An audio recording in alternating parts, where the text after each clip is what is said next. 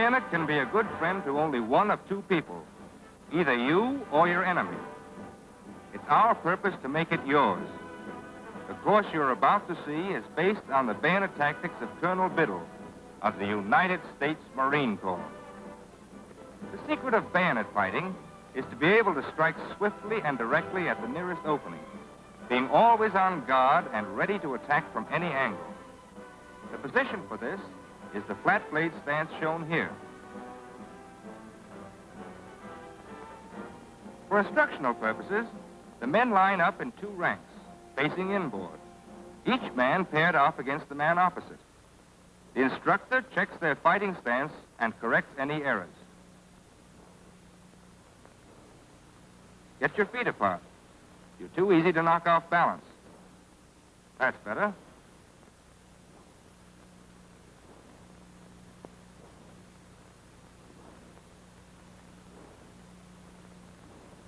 Up with the blade. It's supposed to aim at his throat, not his knees.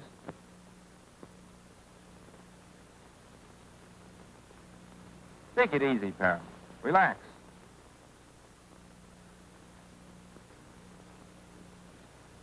What's wrong with this man? Nothing is. His feet are the correct, comfortable distance apart, giving him the proper weight distribution so that he can't be knocked off balance.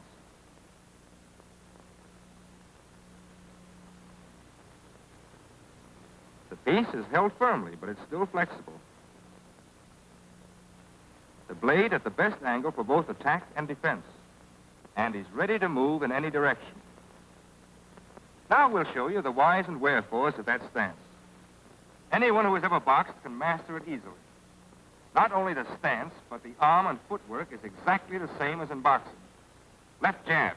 Another. Feint low. Cross your right. See how he keeps his feet well apart. Weight evenly distributed. Always on balance. Ready to go in either direction. All right, hold it. Now you're a bayonet fighter, but the movements are still the same.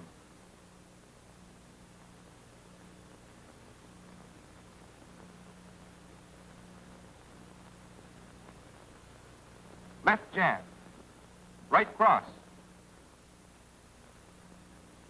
feint low.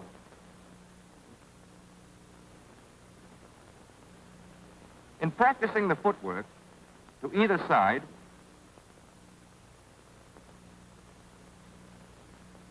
forward and back, take it slowly first for precision and rhythm. Then speed it up a little. And finally, at your own tempo.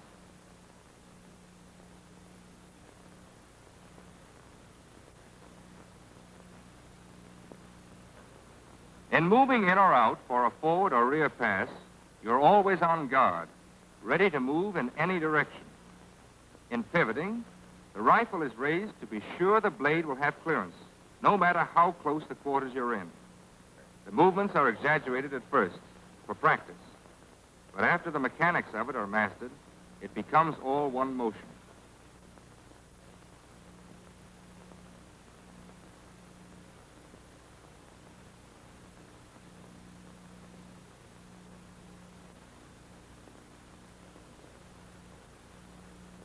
There's a hard man to get from behind.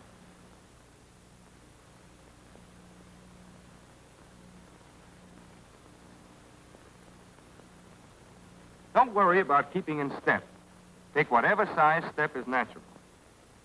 In attacking, there are certain vulnerable places you'll find it easier to reach on an opponent. The closest and easiest is the hand. Then the throat. The side, around in a butt stroke. And if he still feels like fighting, this.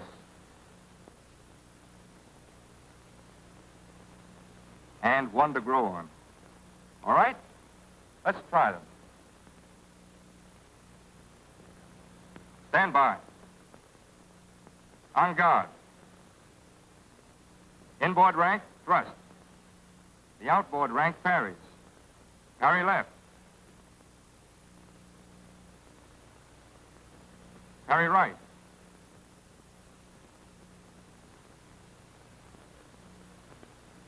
Here it is, slowed up. The blade is parried with the upper half of your blade to keep you at the best attack distance. As you parry, move to the side away from his blade, thus keeping your rifle between the other man and his piece, and putting you in position for a hand slash.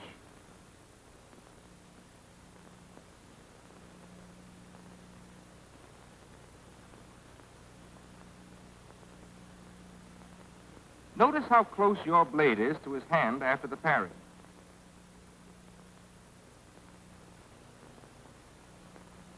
Adding the throat slash. It's all one continuous movement.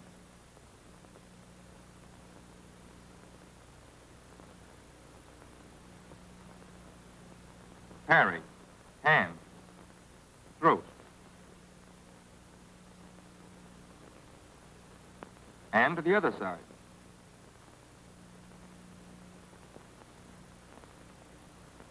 And here's the works.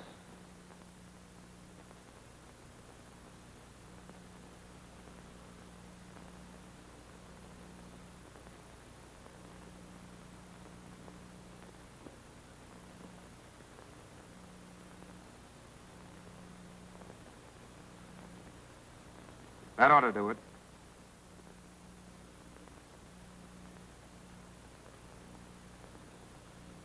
Now at normal speed.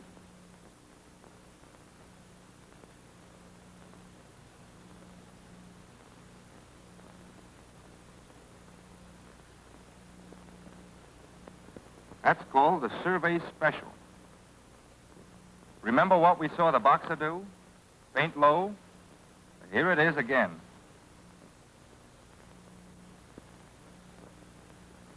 Bring his blade down with a feint, then step around to the throat.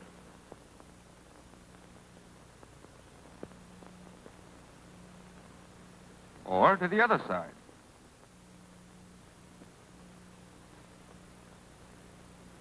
And when you feint, make it a good, decisive one. Get his rifle down there.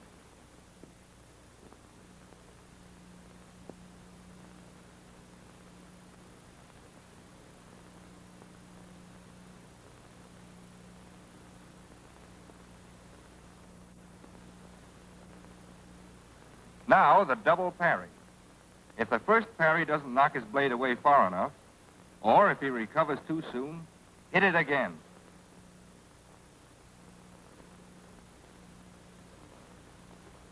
To the other side.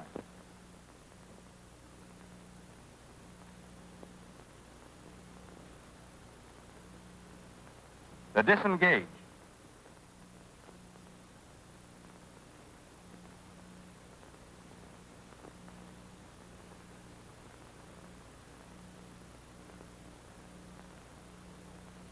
And to the other side.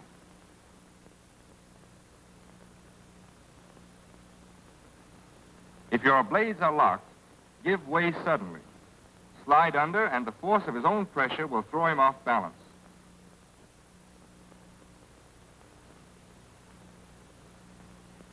This is the deck parry.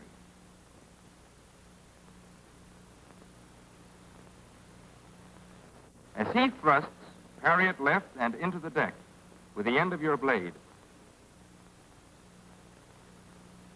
And slide on up to his throat.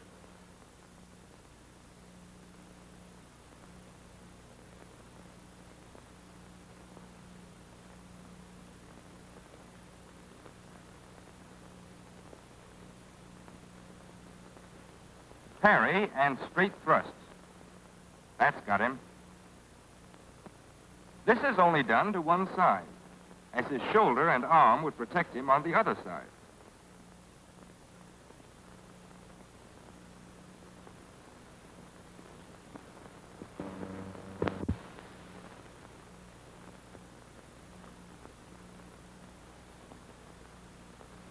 The deliberate miss.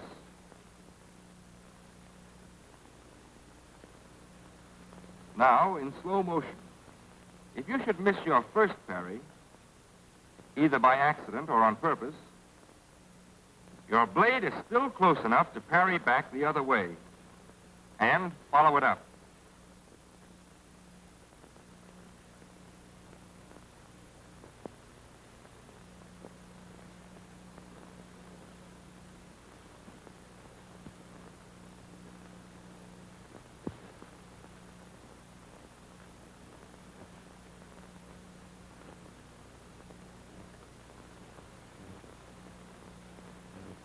The throw point is risky and should only be used when you have an opponent at a disadvantage.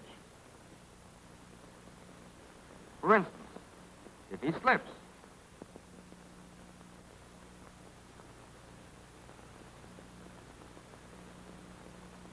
or in slow motion, if his guard is too low.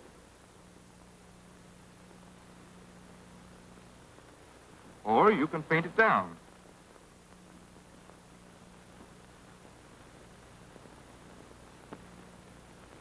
Let's review what we've seen.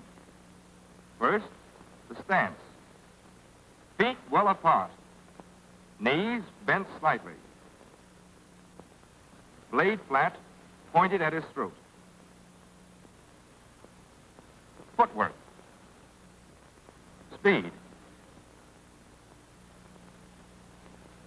Balance. And mobility. Then the parries. Single. Double.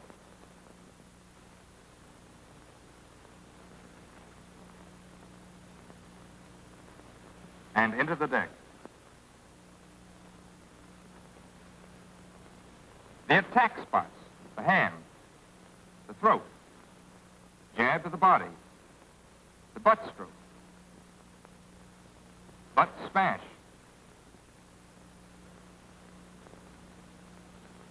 and overhead slash. Remember, there's no fixed pattern of attack. This is a freewheeling technique. Use whichever parry and slash is the best. There'll always be an opening for one of them, and if there isn't, make it. Now let's see what it looks like when you put it all together. Ready on the left, ready on the right. Let's go.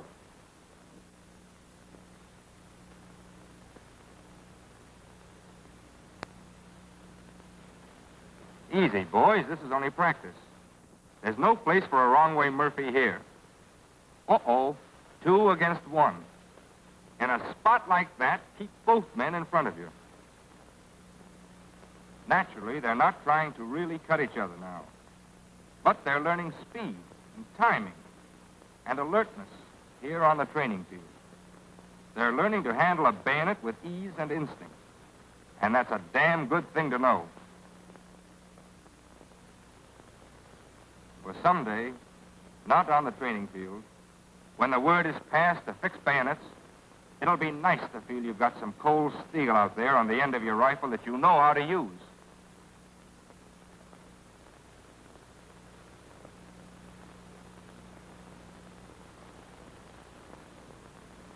That it's going to be your friend, not the enemy.